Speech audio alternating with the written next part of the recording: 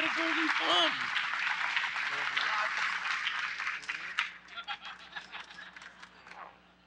Oh my God! Is this a replica? This is an actual. No, it's an actual cast of Roger's thumb. Oh my goodness. Patton Oswalt, young. Oh, nice. You sucked in down Periscope. That's weird. I don't know why he would. Why would you put that on? That's hurtful. That's weird. Let me see. But you made up for it in the big fan and young adult. God, they got all that on there. That's crazy. Wow. Thank you. Wow.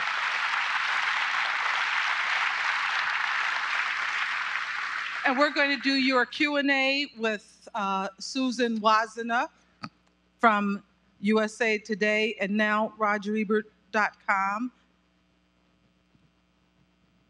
And also Steve Prokopy from the Chicago office of Ain't It Cool News.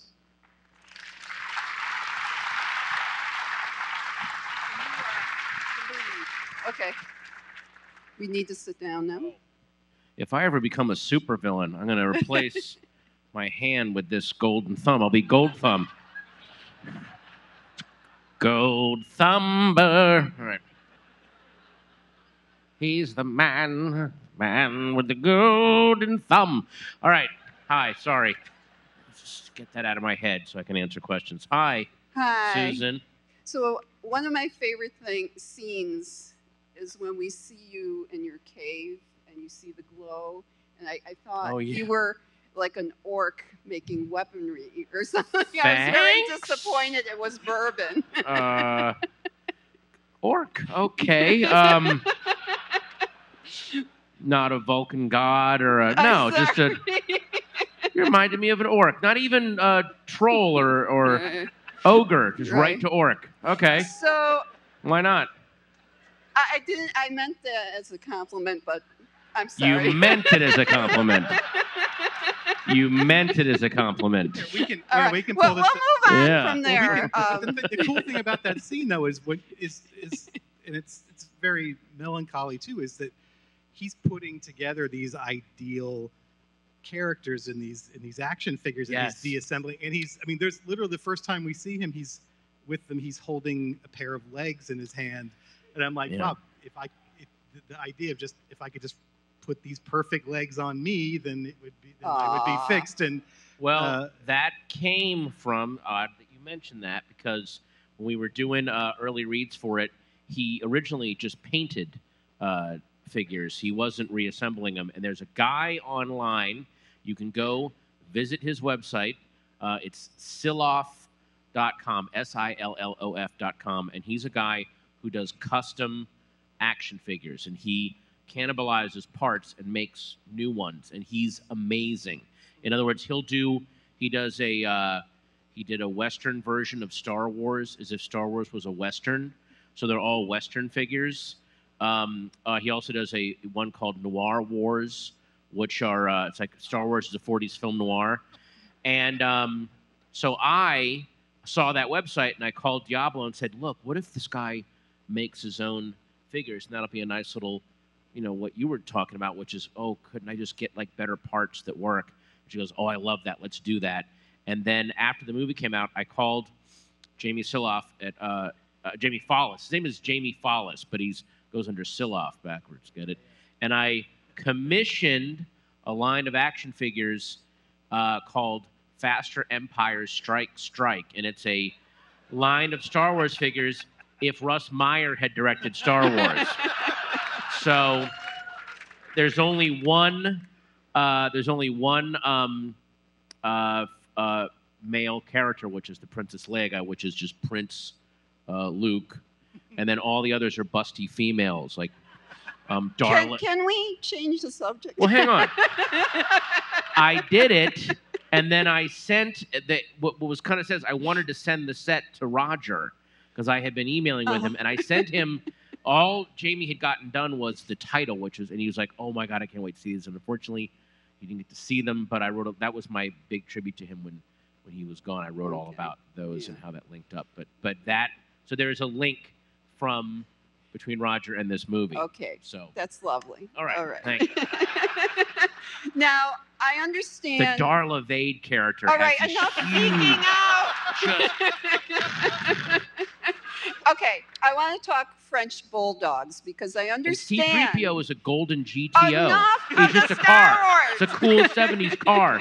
Sorry. It's on the website. Go check it out. You're not doing a filibuster. All right, sorry. I know, right. Okay. Now, I understand you and Jason Reitman kind of bonded over French Bulldogs. Yes, he has a black French Bulldog named Lucy. I believe his name is Lucy.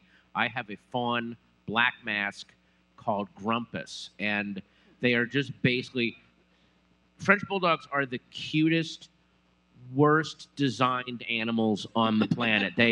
If you ever need an argument for not breeding things for cuteness, just hold up the French Bulldog. It is so adorable, and all it does is fart and die slowly. That's all they're there to. French Bulldogs have been bred to adorably die. That's what they do. They just adorably die in front of you. Mine, his hips are all off to the side, and there's nothing. I mean, what's weird is they're totally happy as they disintegrate. It's like a living picture of Dorian Gray, and it's just delighted to see you the whole time. And apparently, Lucy just all she does is she drinks water and then just vomits it out and is happy. And so it's just we just text each other and why do you own these dogs? They're so cute. They're the cutest, saddest stories you'll ever own. They're just adorable. Now, you did take this role very seriously because you actually hired an acting coach. Nancy Banks, who's an amazing acting coach I worked with. Because when I was doing the table reads with Charlize is that, there's a lot of, people go on about method actors and they get so into it. And that's all fine and good. Method acting is fantastic.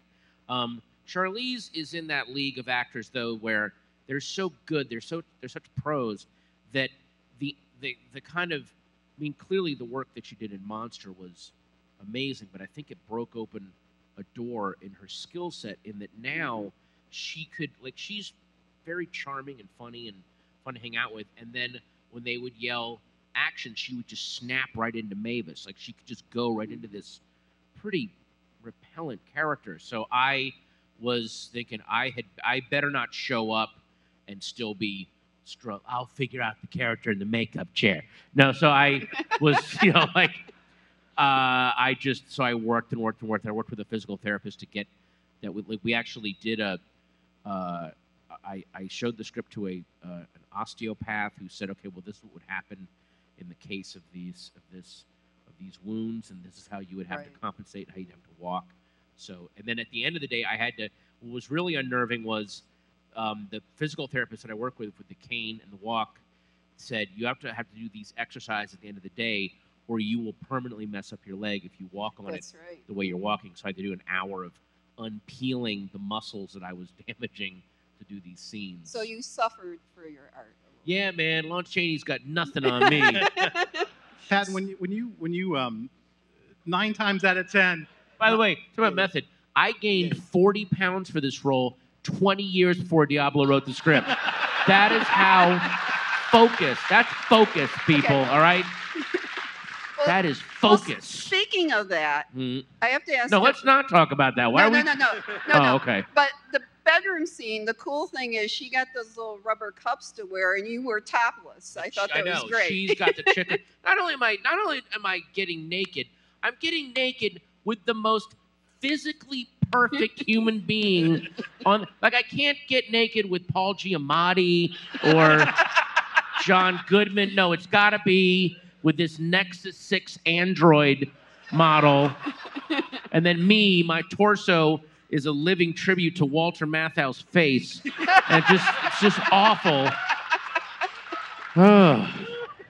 When you're 9 times out of 10 when you're hired for something TV or movies, they're trying to tap into a very specific skill set that you have, comedy or some level of geekery you can instill into a part. But with something like this or Big Fan, is it awkward? Is it disconcerting to not be able to just tap into that almost without thinking that, like, you do have to, you wanted to take acting classes to live up to Charlize. You know, is that a scary thing, or how does that? It's scary until you do it. And what's really scary is the scariest scene for us to do was the sex scene, not because we're getting naked with each other, is because up to that point our relationship was based on a lot of snark and a lot of, you know, making comments on things and kind of messing with each other. And for the first time in the movie, we don't have any words anymore. And so not only were we nervous as people,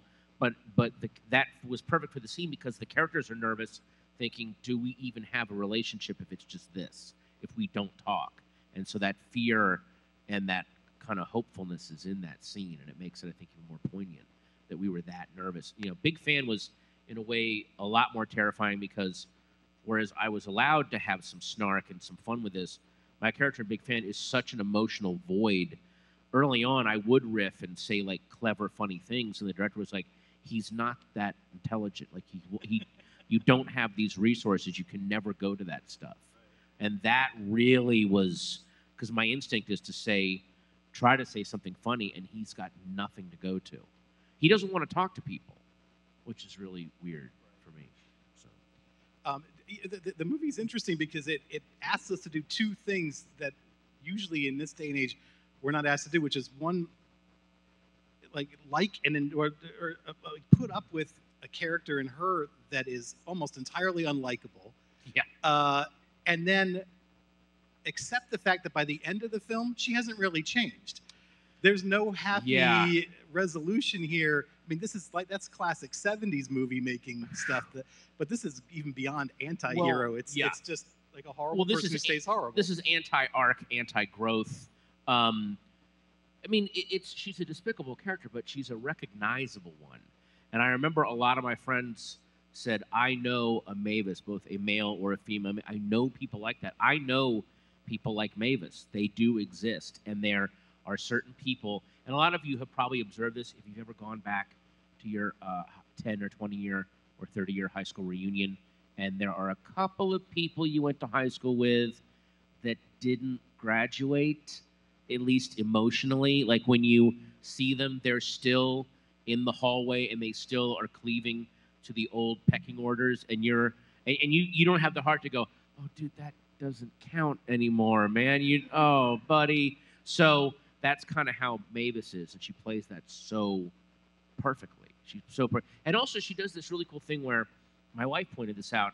When she's in, have you noticed how when she's in the daylight, she's actually reduced physically and emotionally. She's not as quick. She's not. It's when she's in the dark and some alcohol in her. Among a lot of other things, it's an amazing portrait of an alcoholic, of how they actually function. So that was another aspect that Charlize just brought totally to the role. Well, the tagline for this movie was, everyone grows old, but not everyone grows up. Yes. And I don't know if you think, maybe it's more prevalent now, maybe with recent generations, that they delay things more for various reasons. Yeah, well, there's a really interesting article on, and I forget the title of it. There's a website called cracked.com, which I know that sounds like, I don't know if anyone's a fan of it. It is the weirdest website where they took this magazine, which was a Mad Magazine ripoff, unfunny, all through the 70s, and they put in the staff writers, and they write the best articles, best researched stuff on the internet right now. And there's one called like the 5 ways Gen X screwed up Gen Y, and a lot of lists on that site. Yeah, but they're so well written. And one of the things on that list was they've made it cool not to grow up, to be, in other words, to be immature. And Craig Ferguson said this one night in one of his monologues, which was, we confused that thing about how the Greeks. Everyone goes, well, the Greeks worshipped youth. And it's like, no, the Greeks worshipped beauty. But youth is beautiful, but if it opens its mouth and it's dumb, it's not beautiful anymore. And so a lot of people, in wanting to stay youthful, they're like, well, youth is dumb. I'm just going to be dumb, and I can't take care of anything. Look at me. Really? Because you're 51. That's kind of not. It's not cute anymore. Dude. Like, that's cute when you're 19. Right. You know, it's the line from Sunset Boulevard. It's nothing wrong with being 50 unless you're trying to act 25. Then it gets creepy. Now, you have a daughter. Yes. Just turned 5. Turned 5, Alice. yeah. Just turned 5, little Alice. And I love you. Is this true? You have 1.68 million Twitter followers. Yes. That's like a whole nation. No, I was thinking. Remember Soupy Sales? He asked for his the kids watching him to send him money. If everybody sent you $1, you roundabout. I love these questions. Your daughter is 5. You have 1.6 million followers. Do you remember Soupy Sales? Like, wait, where is this going? It's going somewhere. Okay, this is weird. I love this one Twitter tweet you sent out. You were quoting your daughter. You said, she said, you want to know a secret? You are living in a gorilla fort. Oh, yeah. We'll be driving around or doing something, and my daughter will just say things randomly that to me sound like amazing post-punk lyrics. So I'll post them as if it's a lyric from a song. So she'll, you're telling me what to do, but you're telling me what to do, but you're just eating crackers, she said one day. I was like, wow, that sounds like something like Wire would say, or, But my real point is, and I'm sorry it took so long. Now we're getting to it. No, but I was thinking... Patton, let me ask you a question. John Carpenter directed Halloween. Bees can't see the color red. Now... All right. A panda is a giant fox. All right, sorry. Go ahead. All right. This is my question. Okay. Go ahead. But I was thinking, I doubt you would show her this movie at this moment, but you could use it as a cautionary tale. Oh, I think when she's, I remember how aware I was of movies when I was in my teens. Even when I was 14 or 15, I was pretty cognizant of movies and could watch them without freaking out. I mean, you can, I know this is going to sound really awful, you can tell the kids that can deal with stuff from the kids who kind of can't. So if I see that she can maybe deal with it, this is a great cautionary tale for kids, which is enjoy your youth, but also enjoy your adulthood and maturity. They're both great. Don't try to rush to one, and then don't try to white knuckle the other when it's past. Try to make a nice pirouette from one to the next. Thanks for dancing with me, youth. Off you go, and now me and my 40-year-old body are gonna have some nice scotch that you can't afford. That's a nice little transition right there. What did you learn about acting from this film, either just on your own or watching Charlize? What was the thing you kind of took away from it and have used even since? It's a prepare. It's a lot of work before you get in front of the camera. Do all the work in front of the that you're going to do on the camera beforehand. Know it. Ever since I worked with Nancy Banks, it changed everything for me. I've used her now for TV shows. I've done all my episodes of Justified. I worked with her on all that stuff. There's just something about knowing, and also take opportunities to do things. I know this is going to sound a little esoteric, but yeah, I love being in movies, but if someone's doing a short film that seems interesting, or there's a night at the I.O. where I can get up and just constantly, you should, that'd be like if I only acted, if I only acted when I was hired in a movie or TV show, that'd be like a guy going, I'll write something when they pay me to write it, but I don't like writing. Are you kidding? I'll write, you have to kind of like doing it. So the actors that I worked with that have really, really blown me away, Toni Collette and Charlize, have people, they really, really like doing that. They're excited to get up there and do the work, and let's work this thing out and make it great. So that's always great to run into those people and go, oh, I need to up my game, And it's also good to be excited for people that are better than you rather than competitive or jealous. So when I see someone like a Tatiana Maslany in Orphan Black, or when I would go see Mark Rylance on stage, I'm like, oh, that's good. Something way above me exists that I can shoot for. I still have a lot of work to do, that's exciting.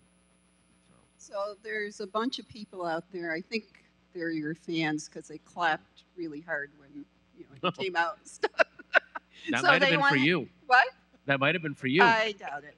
But anyway, but I think they would like to ask you some questions, so we're gonna. Oh, would they? I think so. Yeah, sure. How are we going to do this? Is there going to be someone out there with a mic, or There are you going? Are you going to project in the? This theater's amazing, by the way. At work right now. I just realized how gorgeous this theater is. The man with the cap. You. Yes. There it comes. There it comes. Oh, Hello. Oh. Hey, Patton. It's Rob Burgess from the Kokomo Tribune. I was Hi. just wanting to know about the younger photos of you in the movie, how you went about choosing those, and if you could tell us a little bit about how old you were when they were taken and all that. Yeah, Thanks. I called my mom a month before the shoot and said, hey, they need pictures of me as a kid for this scene, and she just sent a whole box, and then I didn't want to, like, I didn't, if I picked them out, it would be a very specific, look, so I let the set dresser pick those out, because I wanted another, that's something that a parent would pick out, so she kind of put that together. So again, I had no control over one up on the walls there, so. You were a cute kid. I know it went You're a horribly. cute adult too, I but- peaked when I was 6. That was my, I don't know why Scorsese didn't cast me then. I would have been gorgeous. Now it's all character roles. Anybody else? Who is the actress that played your sister? Because she is incredible. Oh my God. Okay, Colette Wolfe, who, by the way, we were in another movie together, Observe and Report, where I played her horrible boss at the Toast-A-Bun, and I'm screaming at her. Colette Wolfe plays my sister in this one. She has the best scene in the movie. The scene at the end with her and Charlize is fantastic. She's so great in that scene. And she frumped herself up so hard for that role that, and she's really gorgeous. Like, if you ever in real life, she's just so cute and beautiful. And she went too far on the front where she almost looked like a mental patient. And so Jason had to go, we got to tone you down. I mean, I don't want you looking as cute as you do, but you look like, you almost look like one of the Monty Python dudes in drag at this point. Like, you've gone way, I think people from the Midwest are going to be very insulted if you're going, this is the Midwest. Like, no. So they turned that. And there's, interesting about that scene, by the way, is I've read some theories, and there's, I guess, some visual evidence to support it. There are some theories that scene doesn't happen, that only happens inside Mavis's head, that she has come to this realization that, okay, I need to change my life, and then that's when she finally says, I need to change. Yeah, but she cracks and invents this conversation where someone goes, you're perfect, don't change. So it's almost like she's now totally committed to her insanity at that point. Yeah, that's an interesting theory, but yeah. So, any more questions? We have a question, lower balcony, a bit to your left. Oh, nice. Hi. Yeah, I love this film. I was here for the screening, a big fan. I loved you, big fan. But I really loved your Star Wars filibuster in Parks and Rec. Oh, thank you. Thanks, man. That was awesome. My question is, this is a little bit of a soundtrack of my life, this film, and I was seeing the shirts that your character is wearing, No Effects and Black Flag, and what else is in there? Pixies. We had Pixies on there. I just curious, like, did you get to pick those shirts? Did you get to pick? That's awesome. Picked all the shirts, picked all the stickers. Those were all bands that meant something to me. Although I came to all that stuff. It's so embarrassed. I didn't get into punk and post-punk and all that stuff until I heard the Repo Man soundtrack. Up until then, I was Phil Collins all the way, and that was as dark as I got. And then I got to be the annoying kid in the suburbs in the mid-'80s who had discovered 70s punk and was lecturing everybody about it. But I was like, yeah, we know. No, man, you don't. Listen, man, because music is changing. Yeah, 8 years ago. No, listen, these bands, the whole thing. I know, dude, we're already over it. So half those bands have already broken up. No, you don't know, man. So it was very embarrassing. But I was on board with the Pixies very early, though. So there you go. That's my one. I'll hold on to that till I'm dead. Thank you. Anyone else? Yes, we're right in front of you. Right in front. Hi, I actually have two questions. Mystery I'm also the Science. kid who you signed like 8 of my books. Thank you for that. So first question being as though you are successful, you are famous, you're on TV, you're on movies, comedy. Yes. I mean, Yes. okay, We're sick of Yes. can you relate to Charlize Theron's character, like, you know, going back to your high school reunions and coming from a shitty small town? Now, part 2 of that question is there any way this evening can end with us having drinks where I ask you a bunch of roundabout questions and it ends with faster Empire Strike Strike? What?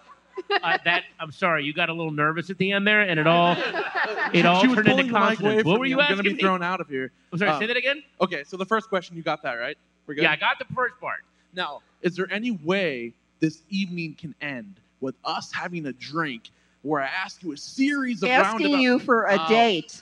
Apparently, yeah. a Wow. series of roundabout questions that somehow tie back to faster Empire Strike Strike? Oh, I found my Travis Bickle. All right. Well, first off,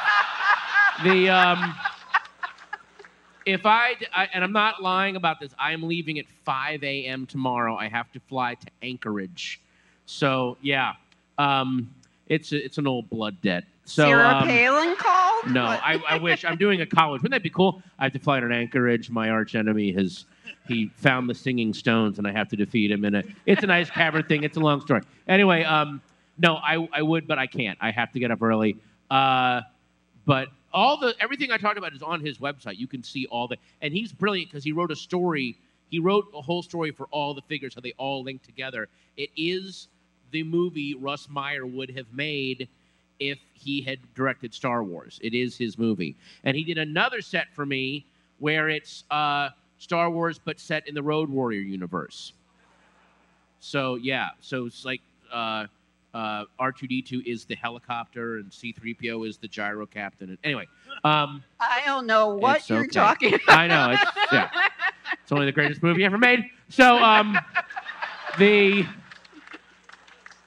in answer to your first question, I've gone to both my high school reunions. They're fun. I know that there's no. If here's the thing, if you go out and you become successful and you're like, I'll go back and I'll shove it in their faces, you're living your life wrong, because the people that were mean to you in high school, or if you were mean to someone, they've all forgotten that. They've gone on with their lives. It wasn't like they waited for 20 years to, well, I hope that guy doesn't come back a movie star. Like they've got stuff happening. They don't, and they see you and they're happy for you. And then you go, hey, you were kind of a dick to me. And they go, oh, I'm sorry, I was 17. You go, oh shit, that's right, he was 17. That excuses everything. You're all idiots when you're in high school. You're in high school, for God's sakes. Give everyone a break. And my high school was fun. And going back to your high school reunion, if you're thinking, should I do it or not, go. Because two things happen. One, either you see cliches get busted. Our homecoming queen still looks exactly the same way as she did. This is from Broadway High School, and she is now a neurosurgeon, a practicing neurosurgeon. Wow. The other girl that was dating the drummer from Poison and was everyone's drug connection. This is talking about cliches getting held up. Some cliches get busted. Some cliches get reinforced. She is now a total born-again Christian. And it's just like, okay, cliche busted, cliche held up. Very nice. But you knew what you wanted to do in high school, right? Yeah, I had an idea that I wanted to do. I thought I wanted to be a writer, mainly, and then I kind of fell into comedy between freshman and sophomore year of college, and then that led to by acting. Because I was just doing sets in front of people that go, "You want to be in a movie?" I'm like, "Okay." So people ask me like, well, "How do you get into acting?" I'm like, I do sets in front of Paul Thomas Anderson, I guess. Like, that's kind of how it happened for me. Right. So. But what would have happened if you stayed in Sterling, Virginia, and were I living don't there? even want to think about that. But your parents are doing fine there. My parents are fine, but that's their environment. They're happy there. I would, if I went and visited them last month. If I'd stayed there, I probably would have ended up in my old room. I would have been like Charles Crumb. Like would have had like paperbacks piled around me and just kind of staring out the window at 11 a.m. on a Wednesday, and everyone's like, "There's the Oswalt boy," and then the Halloween theme starts playing in everyone's head because there's the creep up in his window. I don't know. I don't think I'd be very happy back there. Okay. There's nothing wrong with any place, but there's some places where you thrive and some places where you don't. Okay. And I wasn't thriving there. Now, do you have TV special or something? Yeah, I had a new special came out a couple weeks ago on Comedy Central, and a new album came out. Yeah, so we should buy that. Yeah, it's out. Should buy a lot of copies. I don't know. I feel weird plugging my special in the middle. By the way, let me tell you about some merchandise in case you guys are. I hope I'm giving you some intriguing answers. But have you noticed the wonderful products that are on sale at PattonOswalt.com? Look, I'm on an infomercial. Any more questions? We have a question here on the floor. Ooh. It's slightly to your right. Hi. Hi, Patton. Thanks for being here. Oh, Great. Enjoy your career very much. I enjoy my career. I know you do. It's a fun one. As well you should. I lucked out, man. This is a very just kind of mundane question, but I noticed the film was actually shot in various parts of New York. Yeah. Why was it not shot in Minnesota? It was shot out in Westchester for a couple reasons. One, it was cheaper. We shot the whole movie in a month. This was a very weirdly low budget film. You would think it was so run and gun. It was as run and gun and as quick to shoot as Big Fan. It was Jason Reitman with a really tiny crew. It was all shot in real houses, real rooms, no sets. It really came down to money. Although what I found out later from people that have seen the movie that grew up in Minneapolis and in the suburbs, a lot of people were telling me, "Oh, it looked like you shot that in Minneapolis. I know those houses."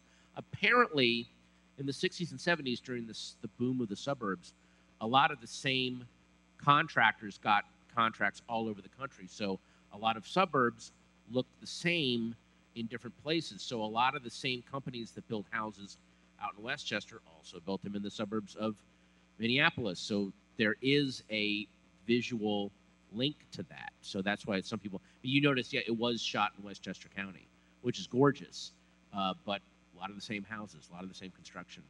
So it was all money, man. It was money. Yes. Yeah. During the bedroom scene in Young Adult, we got a small glimpse of your character's GIMP leg. What was the process to get that on you? Was it like a stunt leg, or did you have to? Was it someone else's leg? It was bolt someone else's leg to me. Wow. We went to a local morgue, and there was a car accident, and we snuck in. They put me. I went to this little effects house out in Long Island, and they put me in a blue. They put this blue goop on my leg, like this cast with all these like little dots, like white dots, and then took a cast of my leg, and then they made a cast, but then shrunk it, so they had an actual shrunken leg. Then when they filmed the scene, they drew all these dots on my actual leg as articulation points. We just did the scene as is with all these black dots all over it, and then they used that as a guide to put the leg on with computer effects afterwards. But it looks great. I mean, they did a really amazing job on the one special effect in the film, but it really is starting. I didn't know it was going to look like that when I first saw the movie. That really, really blew me away. So, and it's the same guys that do all the stuff on Boardwalk Empire. They do all of the effects on Boardwalk Empire, so they're amazing. So I think we got time for one more question or so. Oh. Whoa, that. Oh, boy. Here comes the manifesto. I have one question in 17 subsections. Part A. Here. We have a question. Who's asking the question? It's right on the floor, right in front. Oh. Hi, we really enjoy your work. You're known as a comedian, but could you explain how you would compare the work you've been doing in drama, because you're really good.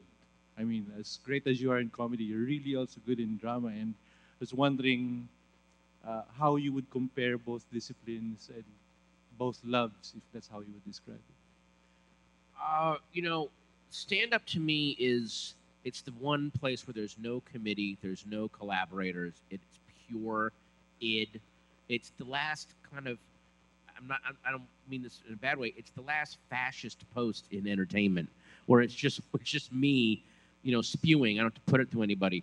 But the link between acting, especially doing dramatic acting and doing stand-up, is, when you're doing stand-up, even though you're trying to be funny, you're being funny in front of a different group of people and a different mass mind every single night. You have to be very, very open to whatever direction they want it to go in. If you're doing a drama and you're acting with other people, you have to be very open to whichever way they might want to take a scene or not take a scene, and be able to listen, and also be able to sometimes. There were a couple times there's a couple lines in this movie in the script that I didn't do, because in a couple of scenes, Charlize, the way she got into her character, she just nailed it so much that it was more realistic that I just didn't say anything to her, or just kind of go, because I'm starting to realize she's going crazy, and it gets less and less fun as I'm hanging out with her.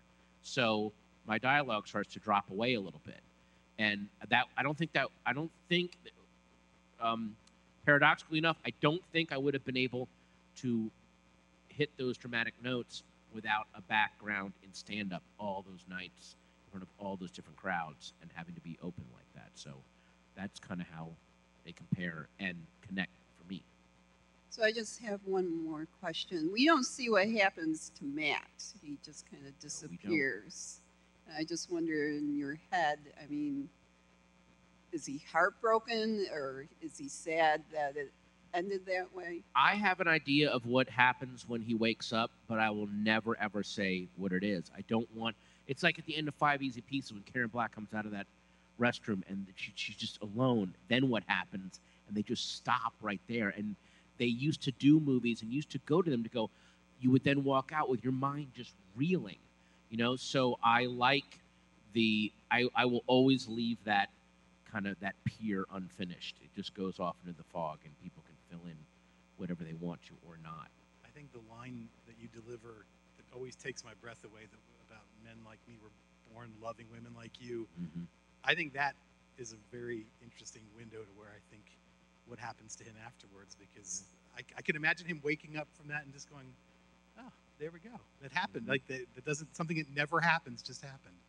And feeling a little bit better. I'm just saying. But really, all we want to hear are your Wesley Snipes stories. So let's dive into that. No, I'll come back in a few years and show Blade Trinity, and then you guys will go, why did we just sit through this? And then I'll answer all kinds of questions about that. Thank you so much, sir. Honestly. All right, guys. Thank you. Thank you. Wow. Thanks so much.